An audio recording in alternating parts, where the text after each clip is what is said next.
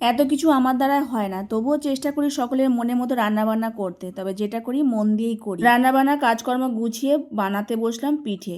রাধে রাধে বন্ধুরা, কেমন আছো সবাই? আশা করি সবাই ভালো আছো, সুস্থ আছো। সকাল থেকে যে ব্লগটা শুরু করছি, এখন বাজে 8টা। গোকুল কলেজে যাবে। কালকে পাস্তা ছিল তো খাইনি, ও খাবারটা রেখে দিয়েছিলাম। ওই বললো মা একটু গরম করে দাও, সকালে আর কিছু করতে হবে না, পরীক্ষা দিতে যাবো, একটা পরীক্ষা আছে। তো ওই প্রসাদ পেয়ে চলে যাচ্ছে। আর এসে দুপুরবেলা অন্ন খাবে। যাই হোক, আমি আবার চাল ঢেলে নিলাম, চালটা বাড়ন্ত হয়ে গেছিলো। আর রান্না একেবারে বসিয়ে দিয়েছি, আমি জব করেই এসেছিলাম। তো যাই হোক, আর বাদ বাকি যে জব পরে আছে পরে করব। একদিকে অন্য ডাল বসালাম, আর এতে একটু ভাজা করব।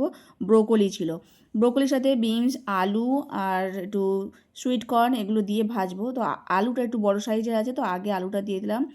এটা একটু হালকা ভাজা হয়ে যাওয়ার পর ব্রোকলি আর বিনস এগুলো সব দেবো। তো একটু শুকনো লঙ্কা ফোড়ন দিয়ে দিয়েছি, অল্প তেলে ভাজা হয় বলে এই ফ্রাই প্যানটাই করছি।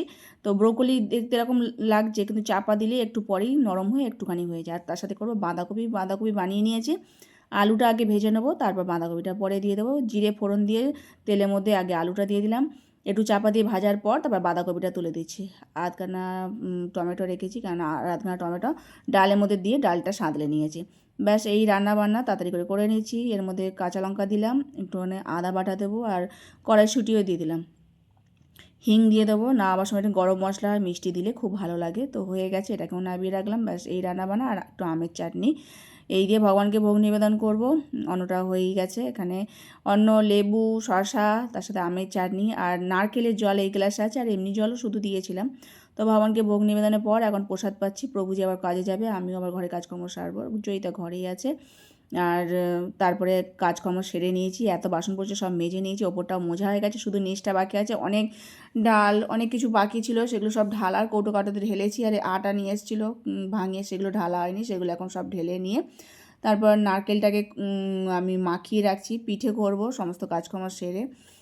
একসাথে অনেক রকমের পিঠে আমার দ্বারা হয় না, তো চেষ্টা করি যখনই কোনো কিছু বানাবার একটা করি, হয় দুধ পুলি করি, নয় পাটিসাপটা করি, নয় মালপোয়া করি। আর একসাথে অনেক রকমের পিঠে আমার দ্বারাই হবে না, যেদিন হবে সেদিন একটা করেই হবে। তো বাবুজি বললো আজকে একটু পিঠে বানাতে, তো এই সকালবেলা কাজকর্ম সেরে আর পিঠে বানিয়ে নিলাম। আর কিছু বাজার নিয়ে এসেছিলো, সেই বাজার গুছিয়ে রেখে দিলাম। জয়িতা বললো, ওর দুই ভাই বোনই বললো মা ম্যাগি খাবো। রাতে বন্ধুরা, এখন ব্যাটার গুলে নিয়েছি, পাটিসাপটা করব। আর এখানে নারকেলও মেখে নিয়েছি, এই যে। চলো এক এক করে বানিয়ে নিই। তো ওই পতঞ্জলি আটা নুডলসটা বানিয়ে দিয়েছিলাম, ওটা খাওয়া দাওয়ার পর আমি আবার রান্নায় চলে এসেছি। এই ব্যাটার গুলে নিয়ে আর পাটিসাপটা করে নিয়েছি। ব্যাটারের মধ্যে একটু চালের গুঁড়ো আর বেশিরভাগটা ময়দা দিয়ে ব্যাটারটা মেখেছিলাম। আর আখের গুড় দিয়ে মেখেছি, একটু লবণ দিয়েছিলাম।